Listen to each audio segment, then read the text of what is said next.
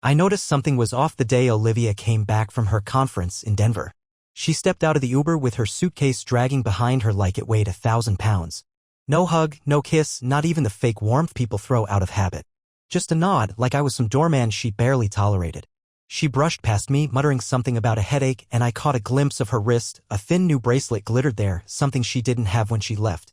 It wasn't expensive, but it was too delicate, too personal, like the kind of thing you get when someone's been looking too closely, memorizing your hands. I stood frozen in the hallway, a stupid welcome home sign I'd bought at the grocery store still hanging behind me, curling at the edges. I watched her toss her jacket onto the couch, check her phone with frantic, jittery fingers, then disappear upstairs without a second glance. For a minute I thought about saying something. Asking. Demanding. But I didn't. I wasn't going to give her a warning shot. I was going to find the rot, pull it into the light, and watch it squirm. The next week, things spiraled faster than I could have guessed. Olivia started working late every night, and by late, I mean rolling in around 2 a.m. smelling faintly of hotel lobbies and someone else's cologne. She kept her phone glued to her hand, smiling down at it like it was whispering sweet promises. She didn't even bother coming up with good lies. Once she told me she fell asleep at her desk. Another time she said the team went for motivational drinks that somehow lasted 8 hours. I didn't call her out. I let her dig herself deeper. Then came the Saturday that changed everything. She was out shopping with friends when her iPad, the one she thought she left locked, lit up on the kitchen counter. Notifications flooded in, a barrage of messages, each worse than the last. I didn't even need the passcode. The previews were enough. Last night was unbelievable. Can't stop thinking about you. You drive me insane, you know that? Next time, no stopping. The name on the messages was saved under something laughable, accounting. I felt something snap inside me, not rage, not grief, something colder. A decision. I took a screenshot of everything. Every filthy line. Every plan they made for next weekend. Every timestamp that lined up perfectly with the moments she'd smiled into her wine glass and lied straight into my face. I forwarded the screenshots to my own email. Printed copies. I wasn't going to scream or beg. No. Olivia wanted a performance? I was going to give her one she would never forget. When she walked through the door that night, all fake laughter and shopping bags, I was already sitting there. Waiting. She didn't even notice me at first, too busy tapping away on her phone. Probably messaging her little accountant. When she finally looked up and saw me, really saw me, she froze. I didn't say anything. Just slid the printed screenshots across the coffee table toward her. Her hand hesitated over the papers. I watched the exact second her face drained of color. It was like a light switching off inside her, exposing the machinery underneath: panic, calculation, survival. For a moment, I thought she would crumble. Break down. Apologize. Instead, Olivia did something else. She laughed. Sharp, bitter, slicing. You went through my stuff? She spat, voice trembling with rage, not shame. Are you serious? You're pathetic. No apology. No remorse. Just pure, venomous blame. I leaned back against the couch, studying her. She was shaking, not from guilt, but fury that she'd been caught. Like a criminal furious the security cameras worked. Why don't you call him? I said, my voice cold enough to frost glass. Let's get him in on this. Maybe he can explain it better than you. Her eyes widened, calculating again. She opened her mouth probably to spew some new lie, but before she could, her phone buzzed. Loud in the silent room. She glanced down. Saw the name. Paled even further. I said nothing. Just gestured toward the phone. Go ahead. Pick up. Shaking, she did. Put it on speaker without me even asking. The voice on the other end was frantic, furious. I can't believe it, the man shouted. I'll never be able to use it again. I watched her freeze, her whole body locking up like someone had yanked the strings on a puppet. She turned toward me, eyes wild, voice a shriek that tore through the room. What did you do to him? I didn't move. Didn't speak. Just smirked, slow, deliberate, letting the silence do all the talking for me. Justice had only just begun. She didn't wait for me to answer. Olivia bolted. I heard her heels slam against the stairs, her voice barking into the phone as she disappeared into the bedroom, slamming the door behind her like that could shut me out of the fallout. I didn't follow. I sat there in the same spot, that smirk now gone, replaced by something colder, satisfaction, maybe, or just the hollow ache of being right. Because here's the thing about betrayal, you never want to be correct about the one you love being a liar. But once you are, it unlocks something terrifying. Power. 10 minutes passed. Maybe more. When she came back down, her face had changed. The fury was gone, replaced by this stiff, rehearsed calm. She stood by the edge of the staircase like a guest in her own house, arms folded, staring at me like I was the problem. I don't know what you think you're doing, she said quietly, voice all sugar-coated control. But this game? It's going to cost you more than you realize. That was the moment it clicked. She wasn't panicking because I found out. She was panicking because I'd interfered in something bigger. You really going to sit there, I said, keeping my voice low, and act like you're the victim in this? She didn't flinch. You went through my things. You violated my privacy. That's the only crime here. I laughed once, sharp. So he wasn't screaming that he'll never be able to use it again because of me? Her jaw tightened. Her eyes flickered, darted to the door behind me like she was thinking about running again. But then something shifted. She stepped forward, slowly, voice trembling, trying on a different mask. Okay, she whispered. Okay. Maybe I made a mistake. Maybe things got out of hand. But this wasn't about you. This was about me feeling trapped. Stuck. I didn't mean for it to get this far. I stared at her, not saying a word. You haven't touched me in months, she continued, louder now, bitterness bubbling up again. You don't look at me the same way. You're always distracted. You work late, you're distant. What did you expect me to do? That's the thing about manipulators. When truth fails, they weaponize guilt. You're saying you were forced to betray me because I was busy paying bills and keeping the roof over our heads? I said, tilting my head. Don't twist this, she snapped. You think you're a saint? You were halfway out of this marriage already. I just didn't wait around for the inevitable. I stood up. Not fast, not aggressive. Just enough to make her take a step back. You're right, I said. Something was inevitable. But it wasn't the end of our marriage. It was the moment you convinced yourself you were entitled to destroy it. She opened her mouth to fire back, but before she could, my phone buzzed on the coffee table. I picked it up, checked the screen. My brother. He never called this late unless something serious was happening. I answered. He didn't bother saying hello. Hey, I know you said not to get involved. But I couldn't help it. I followed her last night. Got pictures. Video. All of it. I said nothing. Just closed my eyes for a second. She wasn't with who she told you. And it wasn't the first time. This guy's not just some random affair. He's been around a while. And he's not who you think. I glanced at Olivia. She was trying to read my face, stepping closer. Who is he? I asked. My brother hesitated. He's someone you know. You're not going to like it. I heard paper being shuffled, his voice hardening. And it's worse. Way worse. I think they've been planning something, not just sneaking around. There's money missing from your joint account. A lot. My stomach sank. I ended the call without saying another word. Olivia stepped closer. Who was that? I looked at her like I was seeing her for the first time. Like the mask had finally slipped for good. What have you been planning? I asked her quietly. Her expression changed instantly. Not fear. Not guilt. Just pure calculation.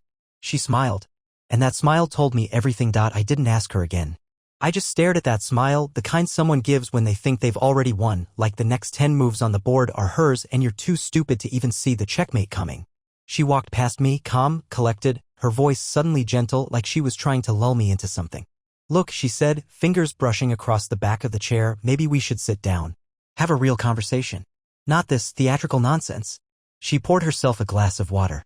Not wine. Water. She was staying sharp. And that scared me more than if she'd started screaming.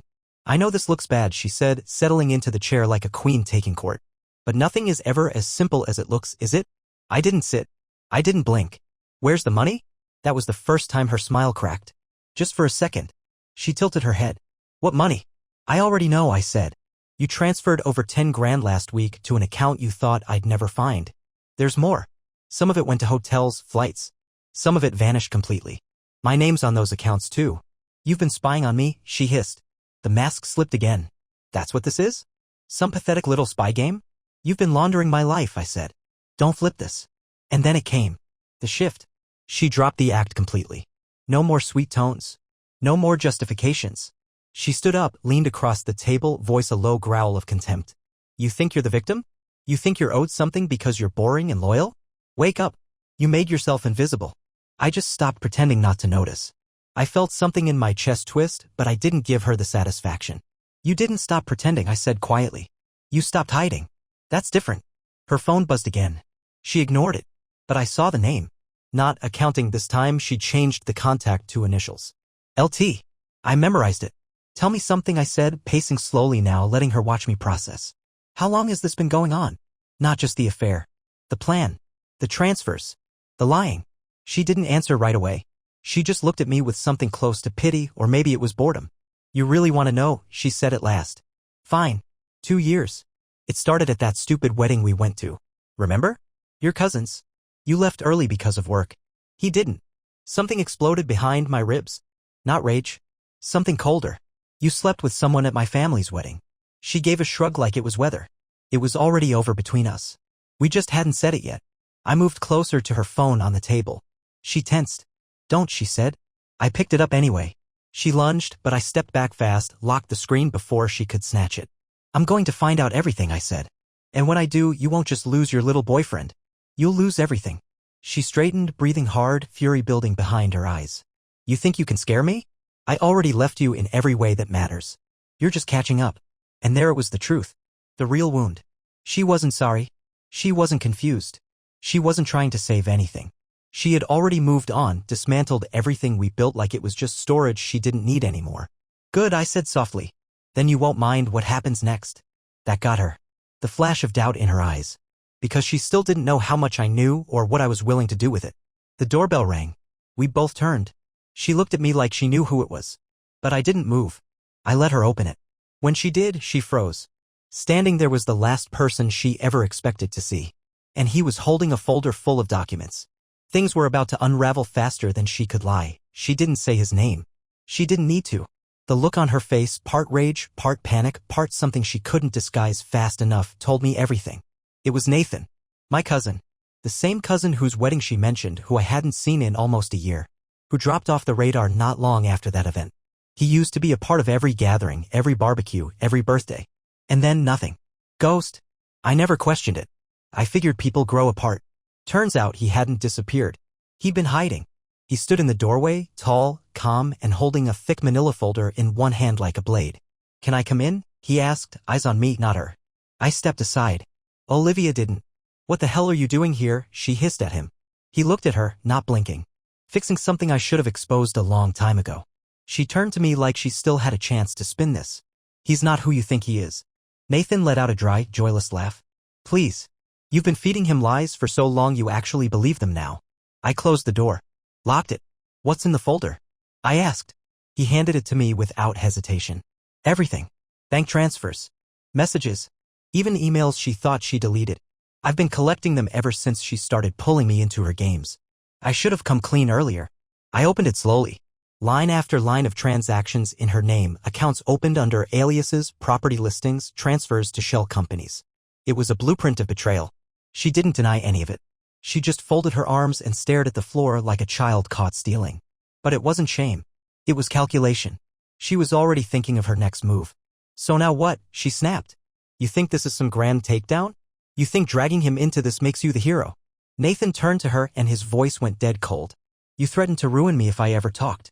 You used me, humiliated me, and when I tried to leave, you told me you'd make sure everyone believed I was the one who chased you. You burned every bridge I had. My heart dropped. You were sleeping with her too? Nathan winced. It was a mistake. A long time ago.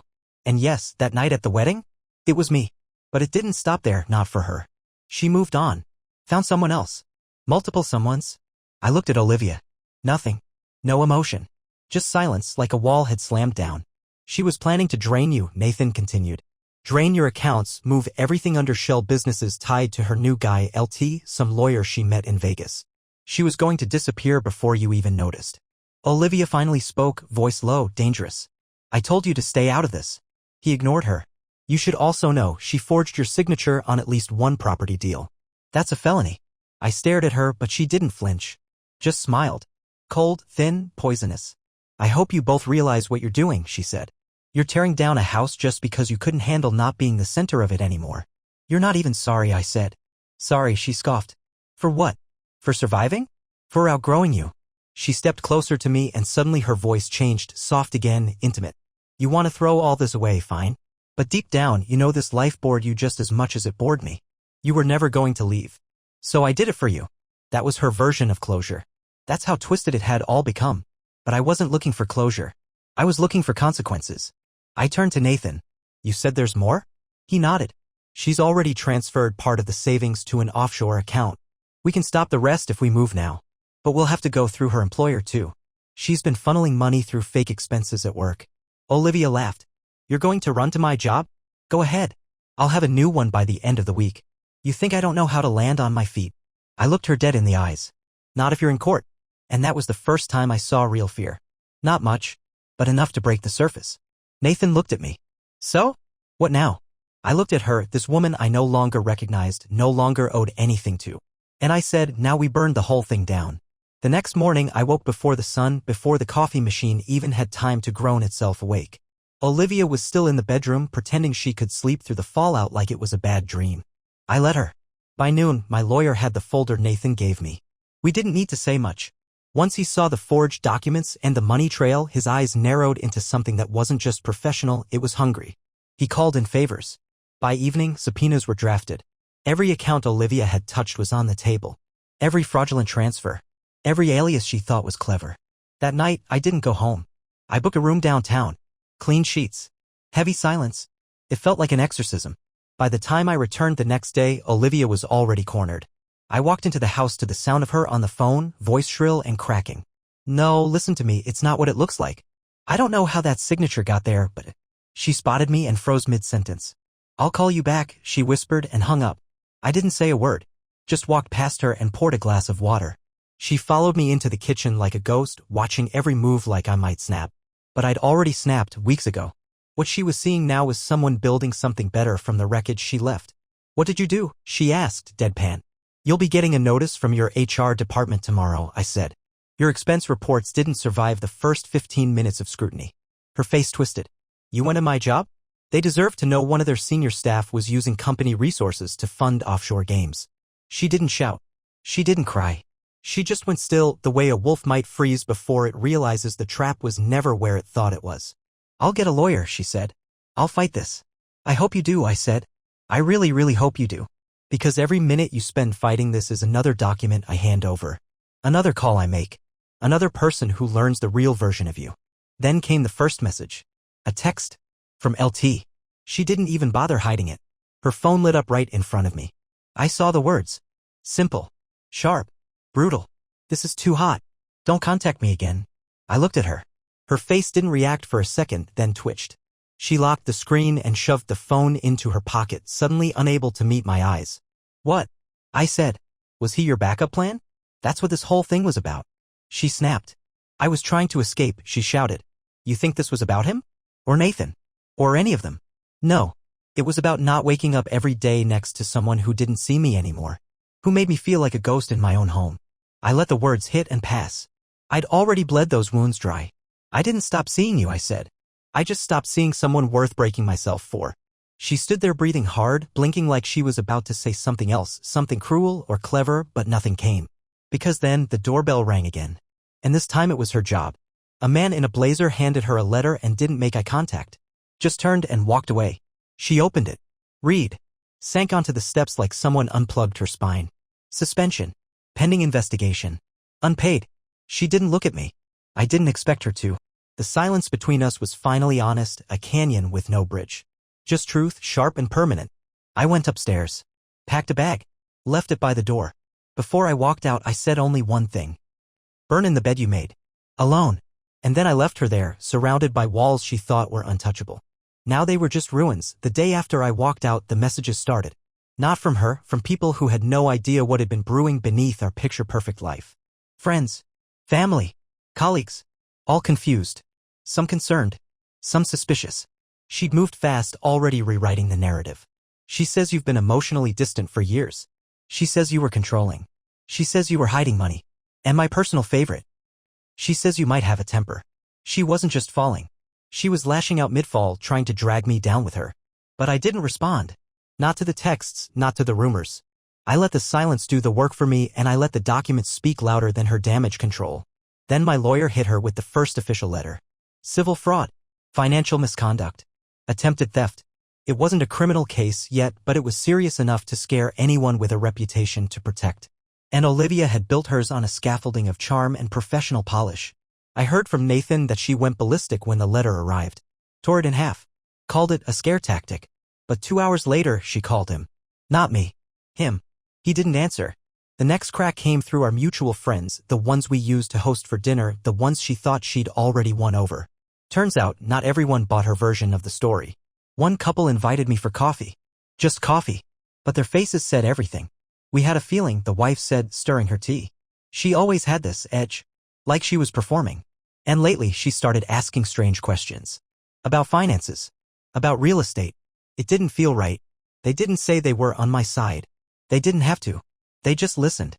And in that moment I realized how much she'd underestimated the people around her. How she thought her lies would hold because she'd rehearsed them long enough. She didn't count on the quiet ones watching. Not believing. Waiting. The next week was a hurricane. Her suspension from work went public. Someone leaked it, not me. But the news hit fast. Her LinkedIn vanished overnight. Calls went unanswered. People started whispering.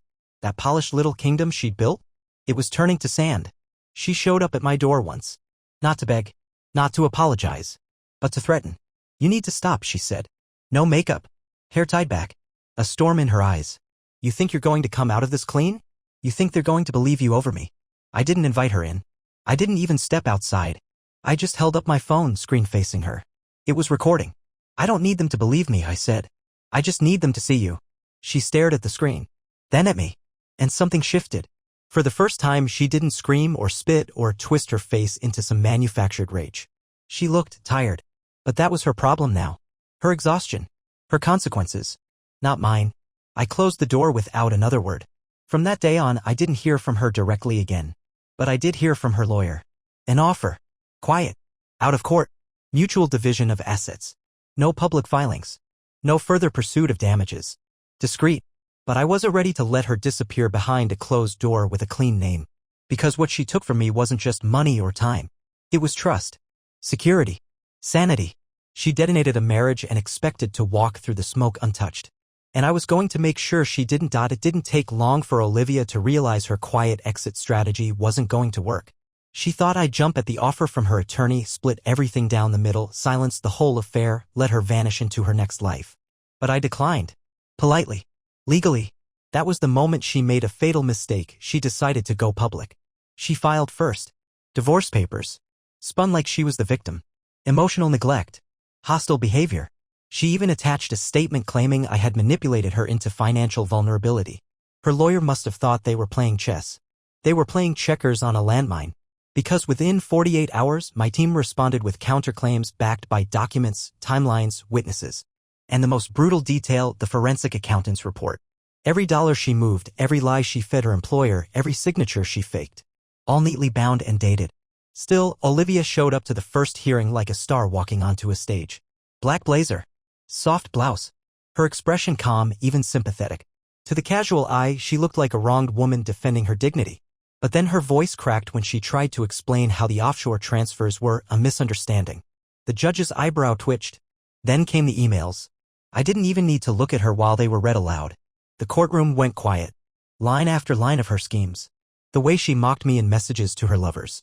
The way she planned her exit like a heist. The most brutal moment? An audio file Nathan had kept. A voice recording from a night she didn't know he'd pressed record. Her voice, cold and clear. If he ever finds out, I'll gaslight him until he thinks he imagined it. He's too proud to admit he's been played. There was no defense after that. Her lawyer asked for recess. The judge granted it, barely hiding his disdain. Olivia didn't come near me during the break. She sat on a bench, alone, hands shaking. She didn't cry. That would have been easier to digest. She just looked lost, like someone whose mask had finally melted and all that was left underneath was nothing. After court resumed, her lawyer's tone changed completely. Settlement. Concessions. No more threats. Just desperation dressed in professionalism. She would waive claims on the house. She'd forfeit any claim to my retirement savings. She'd walk with what she brought into the marriage and nothing else. That was the first true silence I'd heard from her in months. But I wasn't finished. Because the judge wasn't finished. He ordered a review of her professional conduct based on the evidence. Her employer was notified. The fraud division opened a separate inquiry. And just like that, Olivia's last lifeline snapped. Outside the courthouse, she tried once more.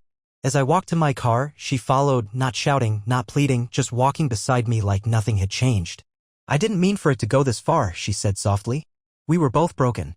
I didn't know how to stop. I stopped walking. Looked at her. You didn't try, I said. You aimed. She didn't follow after that point. 3 weeks after the hearing, I received a single envelope in the mail. No return address. No stamp. Just slid under the door like a whisper someone couldn't say out loud. Inside, a letter. Her handwriting. 5 pages. Every word an attempted explanation, not apology. She used phrases like spiraling choices and emotional instability as if she'd tripped into years of calculated betrayal by accident. She mentioned childhood wounds, bad role models, how she never learned how to be loved correctly. But nowhere in those 5 pages did she write the words, "I'm sorry." And that was the most honest thing about it. By then, I had heard from her former job. Not through her, through LinkedIn updates, mutual acquaintances. She'd been terminated. Quietly but completely. The company statement said it was due to breach of fiduciary conduct. Clean, cold? A corporate death sentence. The mutual friends began to fall away from her like autumn leaves. One by one, the people she'd weaponized against me went silent. Some reached out to apologize. Some didn't bother, just drifted. But the important part was, no one was defending her anymore. She tried. She posted cryptic things on social media. Pseudo-philosophical quotes. A few selfies meant to look unbothered. Then she disappeared from the grid entirely. Like a magician whose trick failed in front of the crowd, vanished not for mystery but for shame. Nathan told me she reached out to him again. A single message. I lost everything. I don't know where to go. He didn't reply. He sent me the screenshot instead. Meanwhile, the world that I'd feared was ending had already started rebuilding itself. My house felt quiet but not empty. My phone stopped buzzing with tension. Meals tasted different. Sleep was cleaner. Even the silence felt earned. I'd started therapy. Not because I was shattered, but because I was tired of dragging around the weight of someone else's war. I wasn't trying to forget her. I was trying to remember who I was before she began rewriting me in her image. I found old hobbies again. Made new connections. Talked to my brother more. The more distance I got from her, the more I saw how tightly she'd wrapped herself around my life, not with love, but with control. And now? Now she was uncoiled. Detached. Free-floating in the aftermath of her own choices. She never expected to be alone. Not really. She always had someone waiting in the wings. But this time, there was no wing. No stage. No applause. Just echo. One of her lovers? The one called LT? He was married. His wife found out everything during the investigation. Filed for divorce. Took the kids. Left him bankrupt. He disappeared from every platform. Just like her. Olivia had wanted power. She got fallout. And me? I didn't want revenge anymore. I didn't want her to suffer. I just wanted her to exist somewhere I'd never have to think about again. But sometimes when it's quiet, I remember her face the night in court when the recording played. That precise second when the mask cracked for good. And I remind myself. That's the cost of deception. Not losing, but being seen. The message came late. Almost midnight. A number I didn't recognize. No name. Just a single text. We should talk. Just once. I have something you need to know. I stared at it for a long time. Not because I was tempted, not anymore, but because I was curious. Curious about the shape of her desperation. Curious what it sounded like when a woman who'd set fire to everything tried to pretend she was holding a candle instead. I didn't respond. The next night, another message. It's about Nathan. And the money. There's more you don't know. That was her move, always was. Dangle half-truths like keys in the dark. Make you think she had the rest of the story. But I already had the truth, and more importantly, I finally understood something deeper. Olivia didn't reach out because there was something left to tell. She reached out because silence was killing her. She needed an audience. I didn't give her one. Until she showed up in person. It was early evening. I'd just gotten home. My porch light flicked on, and there she was, not dramatic, not storming. Just standing there with a folder in her arms like she'd walked out of a dream I no longer remembered. I didn't open the door. I didn't need to. She spoke through it, soft and clear. Please. Just 5 minutes. If not for me, for closure. That word again. Closure. The lie people use when they want to reopen something they already ruined. But I stepped outside. I didn't want to. But something in me, maybe curiosity, maybe pride, wanted to see her fail in real time. Wanted to witness the final beat of a song that had played too long. She looked worse. Not destroyed, not broken. Just used up. Like her tricks had turned on her. Like the sharpness that once made her dangerous now just made her tired. I know you hate me, she said. I know I deserve it. But I came to give you this. She handed me the folder. Her hand trembled. Not from fear. From lack of control. Inside, documents. Bank statements. Not mine. Nathan's. After the fallout, she said, I went looking. Digging. I thought maybe I could salvage something. But there's more. Nathan didn't just help you. He profited from this. Quietly. Not from me. From you. She pointed to a transaction. Large. Dated 2 days before the court hearing. He had access to your accounts. He used it. Transferred funds to a private wallet. He was helping you and helping himself. It hit like a dull impact. Not a wound. Just the weight of another truth I hadn't asked for. I'm not saying this to clear my name, she said. You already burned that. I just didn't want you to think anyone in this mess was clean. I looked at her for a long moment. Not to search for sincerity, I knew better, but to remember this face. This voice. This weapon once so sharp, now dulled by time, exposure, and her own hand. Why now? I asked. Because I'm alone, she said. And I thought, maybe if I gave you something true, you'd remember I wasn't always like this. I closed the folder. You were always like this, I said. You just used to be better at hiding it. Her face cracked. No tears. Just defeat. The final kind, the one that doesn't scream or plead. The one that knows. I turned and walked inside. Left the door open just long enough for her to understand that I wouldn't slam it. But I also wouldn't invite her through it ever again. And for the first time, she didn't try to follow. It's been 6 months. I haven't heard from Olivia since that night on the porch. I never responded to the messages she sent after, the ones that slowed over time until they stopped altogether. No grand goodbye. No dramatic final act. Just silence. That was the real ending. Nathan and I had one final conversation, tense, clinical. He didn't deny the transaction. Claimed it was compensation for risk. Said he'd helped me take her down and that I was too emotional to see the game for what it was. That's how he justified skimming from my account without asking. I didn't argue. I just told him to keep the money. Then I cut him off. 2 snakes doesn't cancel out 1 betrayal. It just means I was surrounded for longer than I realized. And yet, I'm not bitter. That's the strangest part of all. People expect revenge. Expect me to still be simmering, pacing, waiting for some final crack in the sky to even the score. But the truth is simpler. I've changed my locks. Sold the house. Moved cities. New place, new job, new rhythm. It's not about running away. It's about refusing to live in a burned house and call it home. Every so often I catch a glimpse of her online. A tagged photo. A mutual acquaintance who forgot to scrub her from their feed. She always looks the same, polished, posed. But now I see what I didn't before, the tension behind the teeth. The emptiness behind the eyes. The high-wire performance she built her life on, still straining to hold itself upright. I don't miss her. I don't forgive her, either. Not because I want her to suffer. But because some betrayals don't require closure, they require distance. She taught me that. She also taught me to pay attention. To listen to silences. To watch how people move, not just what they say. If I have advice for anyone reading this, anyone who feels like something is off, but you keep telling yourself you're just paranoid, dramatic, insecure, it's this. You're not imagining it. Your instincts aren't broken. You're just being lied to by someone who's gotten good at being believed. Trust yourself. And when the mask slips, don't wait for them to explain it. Walk. Run. Start over if you have to. Because nothing is lonelier than sharing your life with someone who's already left. They're just pretending to stay until they can rob you clean. I'm not who I was. And thank God for that. I'm no longer a man holding his breath inside his own marriage. Now I'm breathing. Fully. Deeply. And Olivia? She's still holding her breath, waiting for someone new to believe the story she's already rewritten 10 times. But I'm not in that story anymore. And for the first time in a long time. That's more than enough.